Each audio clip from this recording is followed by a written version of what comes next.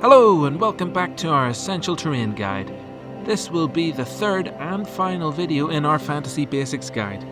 Don't worry, we've got more in store, but these 3 videos will be enough to get you a glorious battle board, filled with mystery, magic, and stuff to fight over. Today, we're bringing together all the skills learned over the past 2 videos and bringing it together to create this massive centerpiece, the Barrow, the Passage Tomb. The knowledge to build barrows will allow you to experiment and create graves for long-lost barbarian kings, tombs filled with wights ready to spring out at adventurers, or the entrance to some long-forgotten dungeon. With that, get your PVA glue and your card ready. It's time to build a truly epic barrow.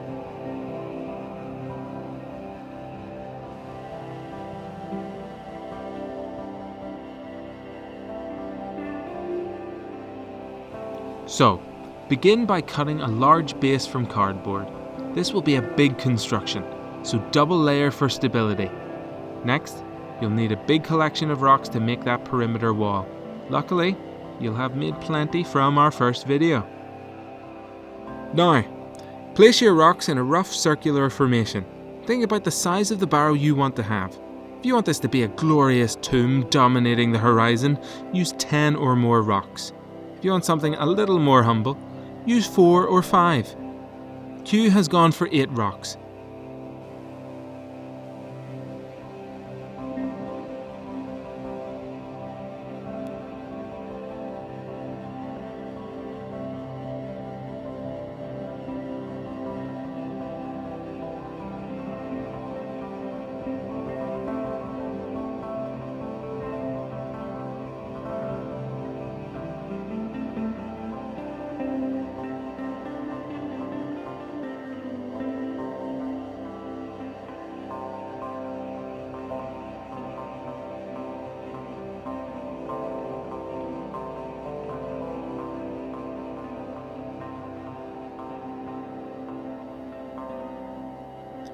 Begin sticking your rocks to the base, leaving a gap for the entrance. To reinforce the entrance, perch 2 stones sideways and run a final stone flat across their top, creating a portal.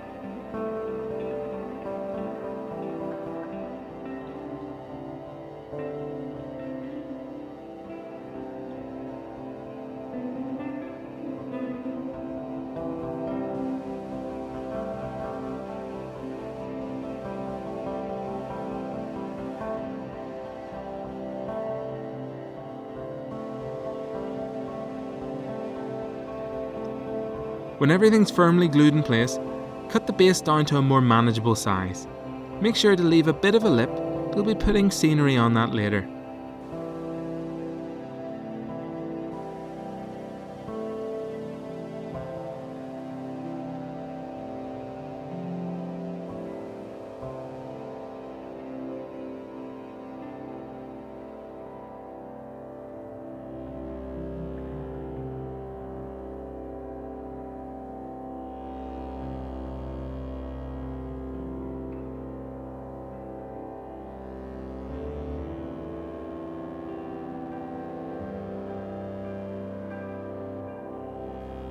Next, you're going to raise the walls at the entrance, which will create a sloping semicircle. This will become important later when we construct the roof. Just take some card and hold it on one side of the entrance. Consider how it will fit into the space, then draw a quick stencil. Once cut out, glue the card in place, then repeat the process on the other side.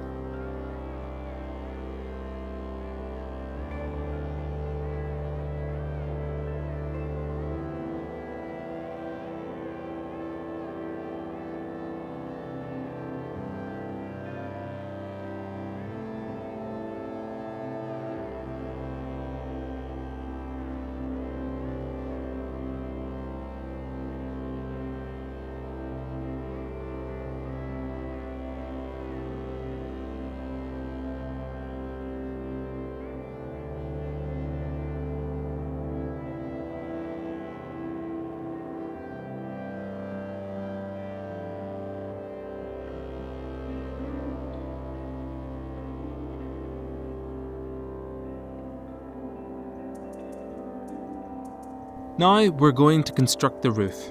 For this you'll need to imagine that earth, grass, and hundreds of years have piled on top of this barrow. The long forgotten years have created a sloped ridge running from the tip of the entrance to the backmost stone. Now, cut a piece of cardboard with the slope you have in mind and place it across the axis of the barrow's base.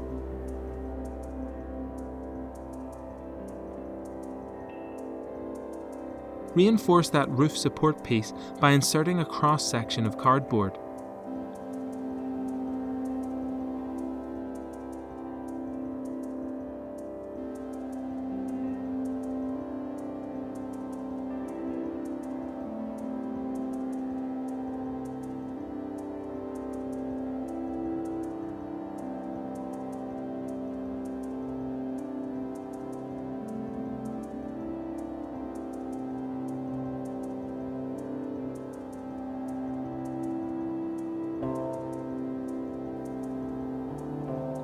Begin filling the empty space of each cross-section with tissue paper.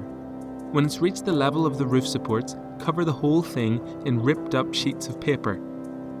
You don't need to be precise here, but it's important to get the paper tucked in behind the stones, around the roof's perimeter.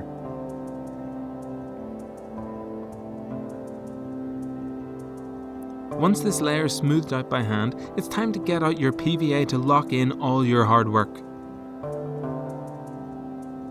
So, cut up sheets of paper into long strips and have them to the side. Then cover the entire roof in PVA. Once covered, you want to begin layering on your strips of paper. Build these up slowly until the top is covered in a second and then a third layer. Next, you'll want to give the whole thing a rough texture. Get tissue paper, soak it in water and PVA. Then work it with your fingers until the fibres start to break down, creating a kind of a gooey mess. Pack the mashed paper over the roof.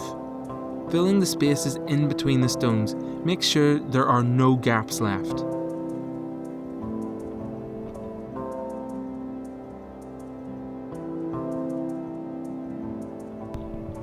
Now, do the same with the base, getting a good layer of texture around its entirety.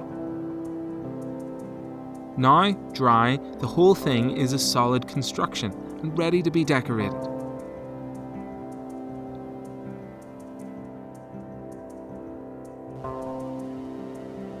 Q is once again proving he is a man at one with the natural world, including some stones that can be found in your very own back garden.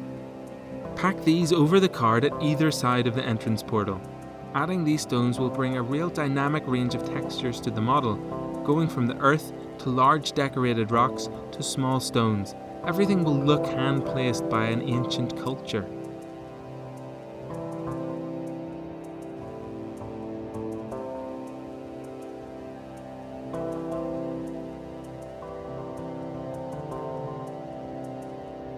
Add a few stones around the base, maybe placing some card tiles down at the entrance, and your centerpiece is very nearly complete.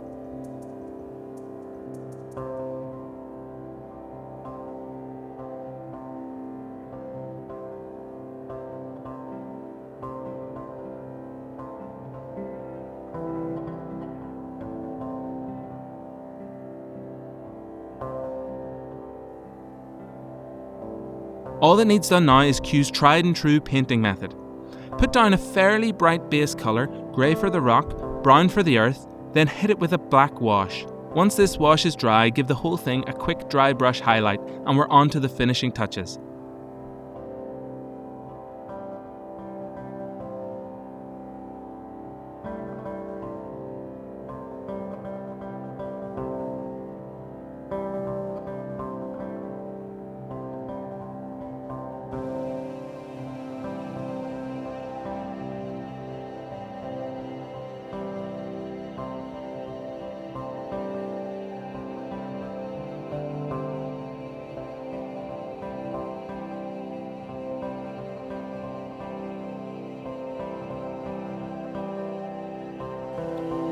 Next, it's our returning champion, the dirt box. To really give the barrow a sense of ancient entropy, put layers of dirt where gravity would naturally create screes, such as the peak of where rocks meet each other, were gathered around the entrance.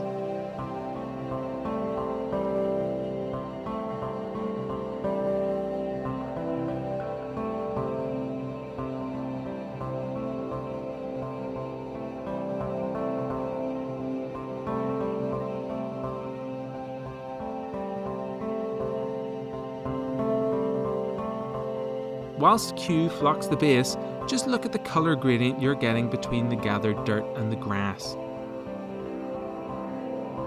Finally, and perhaps the most satisfying part of the build, put down a layer of PVA all over the roof, then give it a liberal coat of green flock.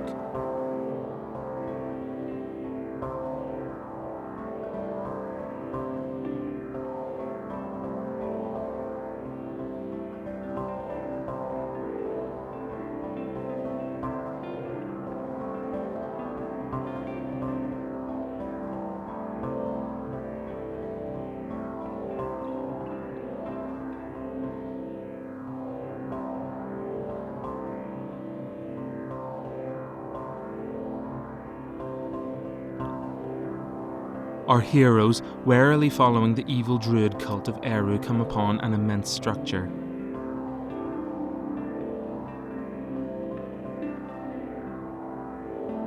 Weathered with age and surrounded by overgrowth, but still disquieting with awful wonder.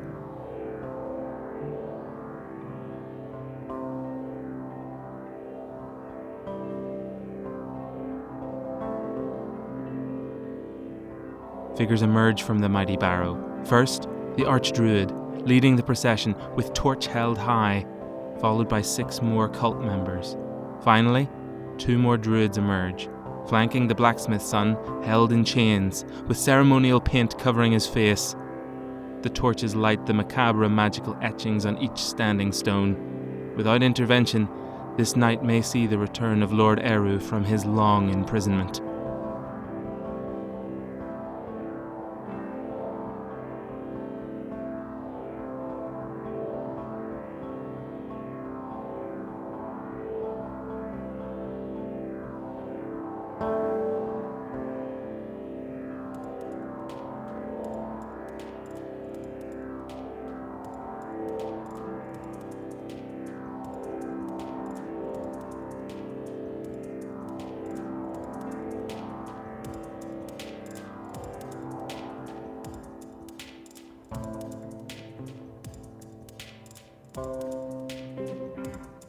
And until next time, try hard.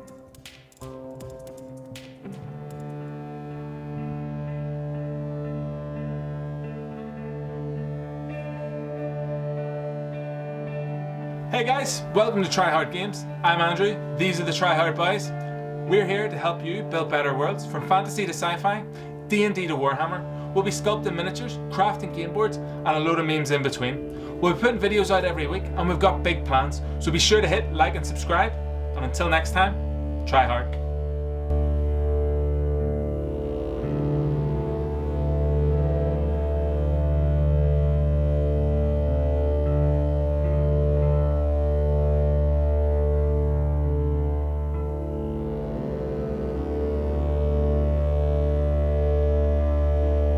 If you haven't, go back and click the link.